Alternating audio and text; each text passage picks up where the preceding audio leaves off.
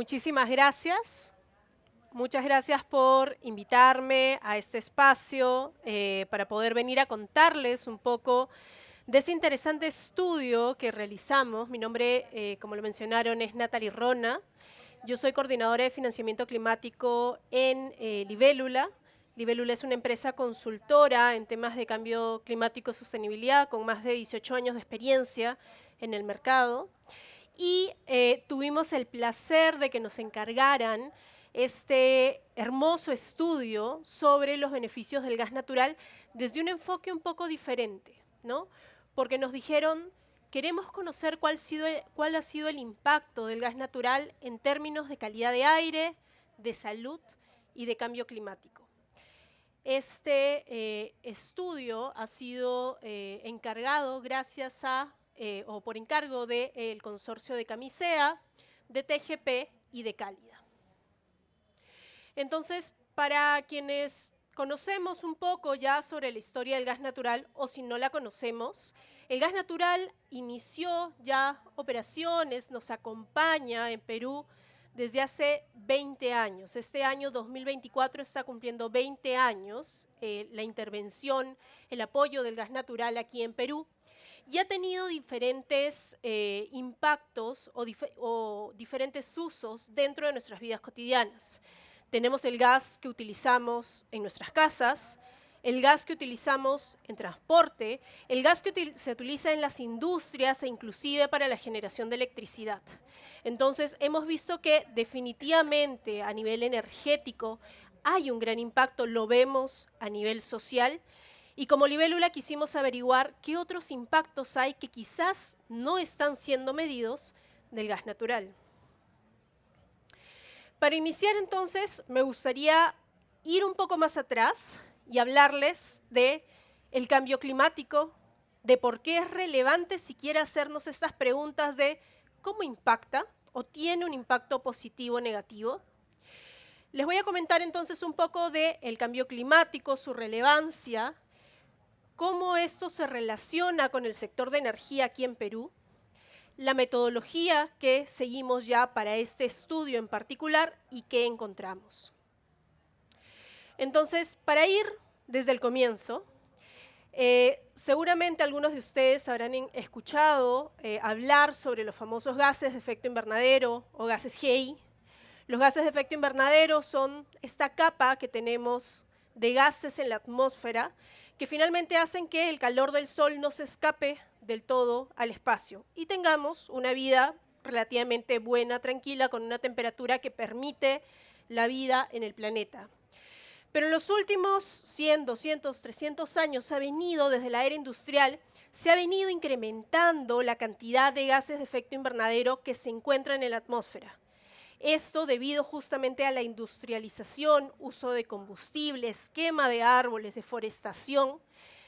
Mientras más gases hay en el ambiente, ya no tenemos solamente una temperatura agradable, sino el planeta se empieza a calentar demasiado.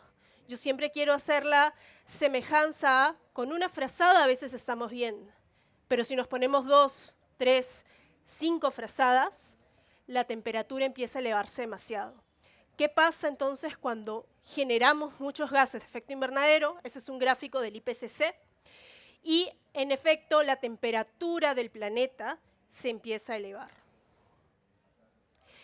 Con estas proyecciones que hacen los expertos, que hacen los científicos, y con las proyecciones de que los gases de efecto invernadero siguen aumentando año tras año, la temperatura del planeta va a seguir aumentando. Esto genera, y esto es lo que se llama ya el cambio climático, un cambio en el equilibrio del clima del planeta. Más lluvias cuando no deberían haberlas, más sequías cuando no deberíamos tenerlas, temperaturas incrementadas en sus máximos y mínimos que alcanzamos también día a día. Entonces, vivir en el planeta cada vez se hace un poco menos sostenible. A partir del 2020, los científicos nos han dicho, hay 3 posibles desenlaces de esta historia, ¿no? Igual que hoy en día las películas nos hablan del multiverso, hay 3 posibles desenlaces que puede hacer dependiendo de lo que hagamos al día de hoy. Tenemos una acción tardía y descoordinada como primer escenario. Nadie hace nada o lo hacemos de una manera muy desorganizada y sin una relación entre los diferentes, por ejemplo, países o actores del planeta. Una intermedia, una acción decisiva, pero demorada. Ya al día de hoy sabemos, los países saben qué tienen que hacer, pero se priorizan otros temas y no se está tomando las acciones necesarias. O una acción temprana y eficaz.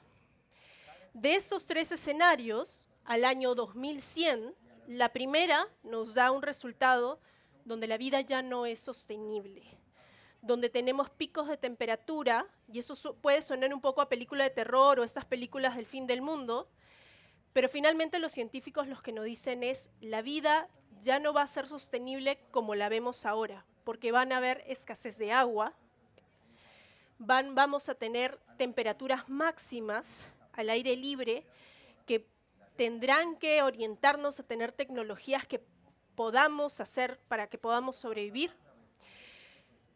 En el segundo escenario, digamos, la calidad de vida disminuye, hay enfermedades, ustedes saben que, por ejemplo, las inundaciones atraen o incrementan la cantidad de vectores, esto incrementa la cantidad de enfermedades y por tanto, si lo vimos hace algunos años en el norte del Perú, después de las inundaciones de Piura vinieron las enfermedades. Y es porque justamente la cantidad de mosquitos, si lo queremos decir en cristiano, la cantidad de mosquitos, insectos que transmiten enfermedades se incrementa. Entonces tiene unos impactos directos e indirectos estos cambios en el clima. Nuestro tercer escenario nos dice, gracias a la reducción drástica de emisiones, la gestión de riesgo y la adaptación, el bienestar humano sigue siendo similar. Entonces, ¿qué acciones debemos tomar el día de hoy que sean concisas, que sean ordenadas, que sean coordinadas para poder justamente reducir la emisión de gases de efecto invernadero y reducir la cantidad de grados que se va a elevar la temperatura? En el año 72 tuvimos se celebró la conferencia de las Naciones Unidas sobre el medio humano y fue la primera vez que se habló del tema de cambio climático como nivel mundial. Estamos hablando del 72, son más o menos 50 años. En 1990, el IPCC, que es la entidad rectora, ¿no?, en Suiza sobre el tema, la parte científica del cambio climático, elaboró su primer informe de evaluación donde nos decía, si seguimos en esta senda, la temperatura se va a elevar demasiado, basado en estudios científicos. En el año 1992 se adoptó la Convención sobre Cambio Climático y en el año 2015 tuvimos ya en la conferencia de las partes, en la COP de París, el primer acuerdo firmado por todos los países que es vinculante sobre el clima. ¿Qué nos dice el acuerdo del año 2015 de París? Nos dice que todos los países del mundo se comprometieron a tomar acciones específicas para reducir los gases de efecto invernadero. ¿A qué le llamamos acciones específicas?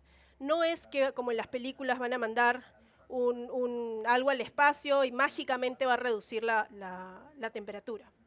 Acciones significa promover las inversiones en energías que efectivamente emitan menos gases de efecto invernadero, promover energías renovables, promover el transporte sostenible. Y significa también que los proyectos que tienen prioridad hoy en día, que tienen un enfoque social, que van hacia la electrificación, también tienen de complemento un enfoque climático. Entonces, los países del mundo ya han firmado esto, tienen medidas y proyectos específicos con cada uno de esos sectores. Hablamos proyectos de energía, transporte, agricultura, pesca, todos tienen un enfoque de cambio climático.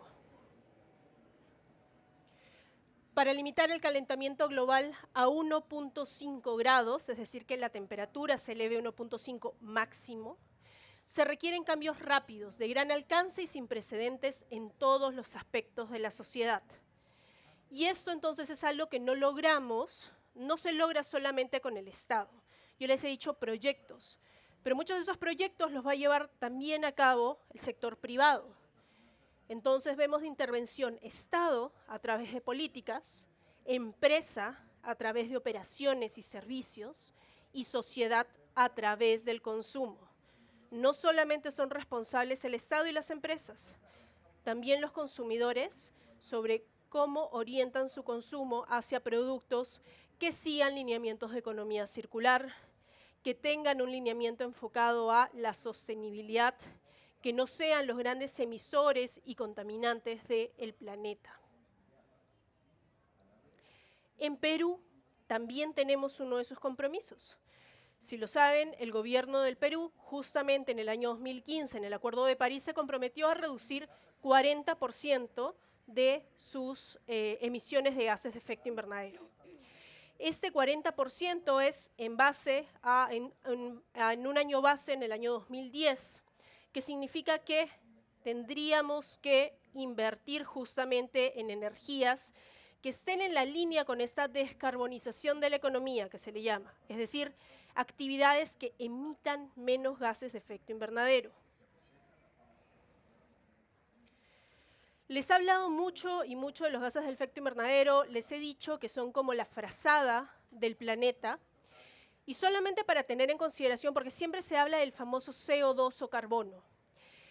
Cuando hablamos de gases de efecto invernadero, solemos hablar de CO2 y van a ver que le ponen de repente en los informes, en los reportes, un EQ, CO2 equivalente, que quiere decir, se considera el CO2, el metano, el óxido nitroso, hidrofluorocarbonos, perfluorocarbonos, todo este tipo de clases de distintos gases y se transforman a su equivalencia en CO2 equivalente.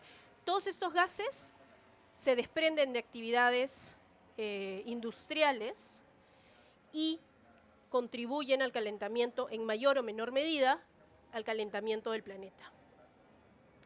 ¿De dónde vienen estos gases? El 73.2% de los gases de efecto invernadero a nivel global provienen del sector energía. Yo les decía, les hablé como ejemplos que también estaba la deforestación, que estaba la quema de árboles, pero también está la quema de combustibles, que lo tenemos que usar pues todos los días para muchísimas actividades. Entonces, 73.2 de estos gases de efecto invernadero, estas son cifras al año 2016, se estimó que venía del uso de la energía, 24.2 de industrias, 16.2 de transporte y 17.5 de construcción. Y si nos fuéramos a Perú, estamos hablando de 30% de los gases de efecto invernadero del Perú provienen del sector energía. Energía, dígase, entiéndase como la energía que usamos desde los combustibles que se usan en las industrias o que usan los restaurantes para poder cocinar. Todo eso son energía. Generación eléctrica, energía. Estas cifras son del año 2019. Entonces, la generación de energía por la quema de combustibles fósiles efectivamente libera gases de efecto invernadero, dióxido de carbono, metano, óxido nitroso. ¿Pero qué también libera? Libera también contaminantes. Contaminantes atmosféricos que son diferentes a las frazadas del planeta. Los contaminantes atmosféricos son los que se quedan no arriba abrigándonos, sino a nuestro nivel, y es el aire que respiramos. Los contaminantes atmosféricos pueden ser, por ejemplo, el óxido de nitrógeno, el material particulado o el dióxido de azufre. No sé si se acuerdan, hace algunos años cuando se hablaba del nivel de azufre dentro de los combustibles de los carros, y se dijo, vamos a poner un límite y vamos a ir a combustibles que sean menos contaminantes porque los combustibles que se venían utilizando liberaban demasiada contaminación al aire. Y esta contaminación, ¿por qué nos importa? No porque se vea bonito el día, sino porque finalmente es el aire que respiramos y que nos puede causar enfermedades. Entonces ya bajamos y dijimos, ok, nos han encargado o nos estamos haciendo la pregunta de, dentro de todo este contexto de cambio climático, de la importancia de los gases de efecto invernadero, de la importancia de los contaminantes, ¿qué papel juega, qué rol juega el gas natural en Perú? ¿Tiene un efecto positivo, negativo, neutro? ¿Qué está pasando? Perú cuenta con la reserva de gas natural más importante del país, 10 veces mayor que cualquier otra descubierta en nuestro territorio y una de las más importantes en Latinoamérica. ¿Cuál es su impacto? Medimos para eso, para poder medir este impacto, dijimos, ok, vamos a ver el impacto en cambio climático, vamos a ver el impacto en contaminación, en salud y también, ¿por qué no?, de esta salud, cuánto me afecta en niveles económicos. Para medir cada una de estas 4 variables, utilizamos diferentes indicadores: gases de efecto invernadero en toneladas de CO2 equivalente, diferentes gases contaminantes, óxido de nitrógeno, dióxido de azufre, material particulado, que es el que se mete hasta los pulmones, salud, número de, la mortalidad y la morbilidad, es decir, cuántas personas fallecen y cuántas personas se enferman. Y para económico, cuáles eran los gastos hospitalarios e ingresos no generados que devienen justamente de este impacto en salud. Utilizamos entonces, ya vamos viendo más la parte metodológica, utilizamos 2 escenarios. Dijimos, ¿no?, ese escenario de ¿qué hubiera pasado si nunca hubiera existido el gas natural en Perú? ¿No? Como esta serie de películas, de series que dicen, what if? ¿Qué tal si? ¿Qué tal si algo hubiera cambiado en el pasado y nunca hubiéramos tenido el gas natural? Generamos entonces un escenario para ver qué hubiera pasado o qué combustibles, qué otras fuentes hubiéramos utilizado si no utilizábamos el gas natural. Generamos también cómo se había movido y cómo se había desarrollado el gas natural. Y con estos 2 escenarios medimos efectivamente cuántos gases de efecto invernadero se habían evitado, cuántos contaminantes atmosféricos se habían evitado y, por tanto, hospitalizaciones, menos mortalidad, menos morbilidad y menos costos de salud. Para la construcción del escenario sin gas, utilizamos obviamente una equivalencia energética, ¿no? Porque teníamos que decir, no es que circularon menos carros, no es que generamos menos energía, generando la misma energía, con la misma cantidad de carros, con la misma cantidad de actividad económica, ¿cuánto hubiéramos utilizado de diésel? ¿Cuánto hubiéramos utilizado de gasolina? ¿Cuánto hubiéramos utilizado de carbón? Etcétera, etcétera. Para el escenario con gas natural, utilizamos la distribución del consumo de gas natural en cada subsegmento del sector. Y estos fueron los 5 sectores que evaluamos. Hoy en día el gas natural se usa para fines comerciales, industriales, residenciales, transporte y electricidad. En estos 5 sectores nosotros nos hicimos la pregunta, ¿qué hubiera reemplazado el gas natural? El primero, por ejemplo, ¿no?, GLP y diésel; en el sector industrial, GLP, diésel y búnker; en el sector residencial, ¿no?, GLP o electricidad. Y así, ¿no?, digamos, por ejemplo, en electricidad también consideramos fuentes hidroeléctricas que podrían haber entrado en lugar de el gas natural, ¿no?, para ser muy reales además, ¿no? No es como que todo pasado fue peor, no. La alternativa, planteamos una alternativa coherente, creíble, de qué hubiera pasado. Esa es más o menos la participación de cada uno de estos 5 sectores, ¿no? Obviamente el gas natural hoy en día se está utilizando en su mayoría para la generación de electricidad. Entonces, ¿qué nos respondió? ¿Cuántos GI se dejaron de emitir? ¿Cuántas emisiones contaminantes? ¿Cuántos impactos? ¿Qué encontramos? Encontramos que el uso del gas natural entre el 2005 y si lo proyectáramos inclusive hasta el año 2030, hubieran evitado y evitarán una emisión total de 101 millones de toneladas de CO2 CO2 equivalente. Estamos hablando entonces ¿qué nos dice este número?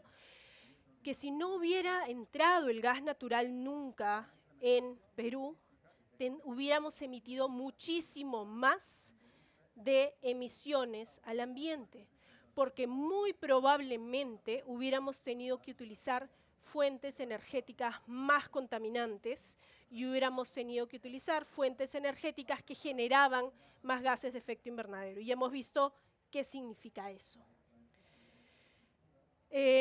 Obviamente, por la participación del gas natural, esta reducción o este evitar generar emisiones viene en su mayoría por el sector electricidad, una parte por el industrial, una parte por transporte y una parte por residencial. Significa 101 millones de toneladas, a veces es un poco difícil, ¿no?, de traducirlo, ¿no? ¿Cómo se miden toneladas? ¿Cómo veo las toneladas? Imagínense que 187.097 hectáreas de bosque de selva baja es lo que equivale la cantidad de árboles contenidos, de hectáreas y árboles contenidos para esa cantidad de gases de efecto invernadero. Entonces, imagínense que se dejó de talar esta cantidad o se plantó esa cantidad de vegetación en Perú gracias al gas natural. En el año 2019 se hizo un inventario nacional de gases de efecto invernadero y es el último que tenemos como oficial en Perú. En el año 2019, si nunca hubiera existido el gas de camisea, las emisiones hubieran sido 8.6% mayores. Además, tenemos el aporte de los gases contaminantes o de los gases contaminantes que no fueron emitidos. 1.57 de NOx, 1.24 de SO2 y 0.11 de material particulado. Otra vez, las cifras necesariamente no nos dicen tanto, pero si lo llevamos, digamos, ya al dato en salud, esos gases contaminantes que permitieron, los beneficios totales de salud que representan en términos económicos, estamos hablando de 1.594 millones de soles evitados de gastos en salud porque se dejaron de generar estos gases contaminantes al ambiente. Esto equivale más o menos a 3 hospitales, la construcción de 3 hospitales especializados aquí en Perú. Entonces, ya para finalizar solamente esa exposición, quería comentarles, nosotros tomamos este estudio con mucho cuidado, con mucha cautela, porque cuando se habla de del gas natural, también estamos hablando de un combustible fósil. Entonces dijimos, ¿realmente cuál es el impacto de esto? Y hemos sido muy rigurosos al momento de evaluarlo y hemos visto que efectivamente hay un impacto positivo. Es cierto que existen tecnologías que en el largo plazo deben también ser adoptadas en Perú, como son las energías solar, energía eólica, energías renovables no convencionales, lo que se conoce. Pero el gas natural nos da la oportunidad de ir en una senda de transición, bajar las emisiones en el día de hoy y poder planificar en un mediano, largo plazo, seguir descarbonizando la matriz energética de Perú. Entonces, nuevamente, espero que les haya gustado. Quiero agradecer al Consorcio de Camisea, TGP y Cálida, que nos encargaron de hacer este estudio, y a Perú Sostenible por invitarnos el día de hoy a esta exposición. Muchísimas gracias.